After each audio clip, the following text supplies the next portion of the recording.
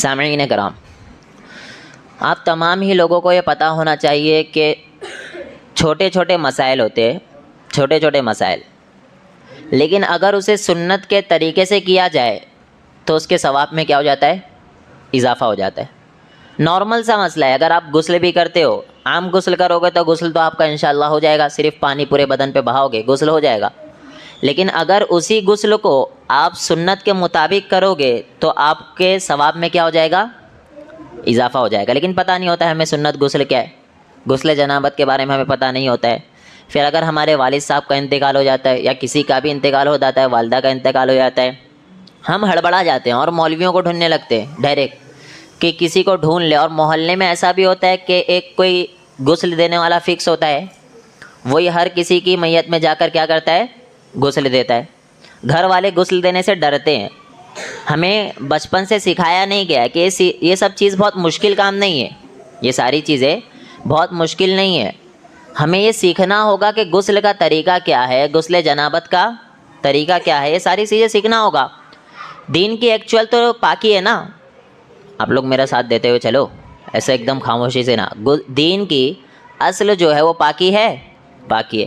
پاکی نہیں تو آپ کی عبادت بھی قبول نہیں ہوگی، پاکی ہے تو عبادت بھی قبول ہوگی، لیکن پاکی ہی نہیں ہے آپ کے پاس تو عبادت قبول نہیں ہوگی۔ تو جو طہارت کے مسائل ہے، پاکی کے مسائل ہے، ان تمام چیزوں کو سیکھنا ہمارے لیے بہت زیادہ ضروری ہے۔ ابھی آپ دیکھ لیجئے، پہلے آ جائیے غسل جنابت کے طریقے پہ۔ غسل جنابت ہمیں آتا نہیں ہے اکثریت کو۔ غسل جنابت کا طریقہ کیا ہے؟ ہم کیا سمجھتے کہ ہم اٹھے، شاور کے نیچے چلے جائے، نہا لے، ہو گیا غسل۔ غسل تو ہو گیا لیکن سنت طریقے سے ہوا نہیں ہوا، پتہ نہیں ہے۔ اگر وہی کام آپ سنت طریقے سے کرو گے تو انشاءاللہ آپ کے ثواب میں بھی کیا ہو جائے گا؟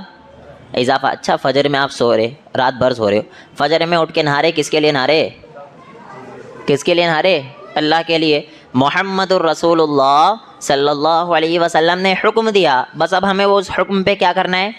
عمل کرنا ہے۔ نبی نے کہہ دیا، خلاص، اس سے آگے اب اپنے کو بڑھنا نہیں ہے۔ نبی سے آگے ہم نہیں بڑھ سکتے، تو نبی نے حکم کیا دیا یہ تو پتہ ہونا چاہیے۔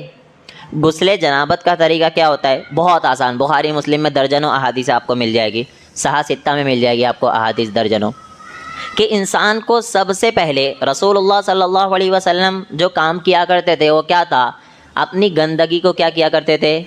صاف کیا کرتے تھے۔ سب سے پہلا کام انسان کو غسل جنابت جب وہ لے گا، میں چھوٹے چھوٹے مسائل آج لے کر چل رہا ہوں، انسان جب غسل جنابت لے گا تو سب سے پہلا جو وہ کام کرے گا وہ اپنی گندگی کو کیا کرے گا؟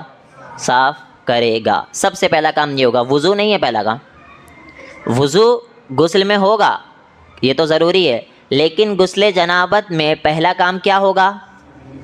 بولو، ناپاکی کو صاف کیا جائے گا۔ اور جب وہ صاف ہو جاتا ہے، رسول اللہ صلی اللہ علیہ وسلم کا غسل دیکھتے چلیے، اللہ کے رسول صلی اللہ علیہ وسلم کیا کیا کرتے تھے؟ مٹی اٹھا کر رکھنے کے بعد اسے صاف کیا کرتے تھے۔ استنجا سنے ہو نا نام، استنجا، صفائی کرتے تھے۔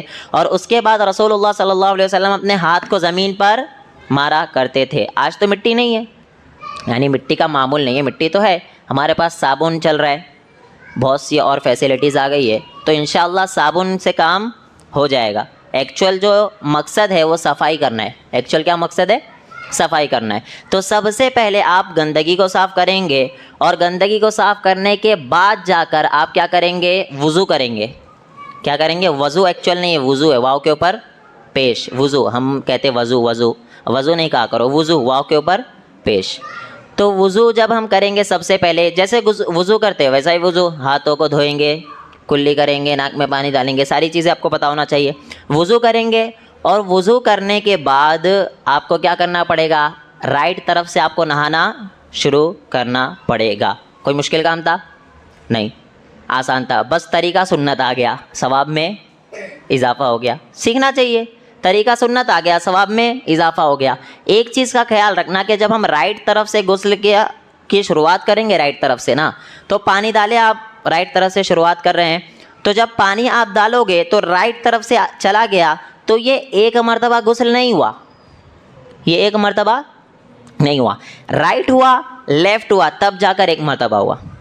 رائٹ لیفٹ دونوں ملا کر کتنا مرتبہ ہوگا؟ ایک مرتبہ پوری باڈی پر پانی بہانا ہوگا. لیکن ایک ہی بار رائٹ طرف ڈالیں گے اور آپ سوچ لیں گے ایک بار ہو گیا، لیفٹ طرف ڈالو 2 بار ہو گیا، پھر رائٹ طرف ڈالو 3 بار، خلاص، ایسا نہیں. آپ کو کیا کرنا پڑے گا؟ رائٹ پہلے طرف پانی ڈالو آپ، اس کے بعد لیفٹ طرف آپ پانی ڈالو.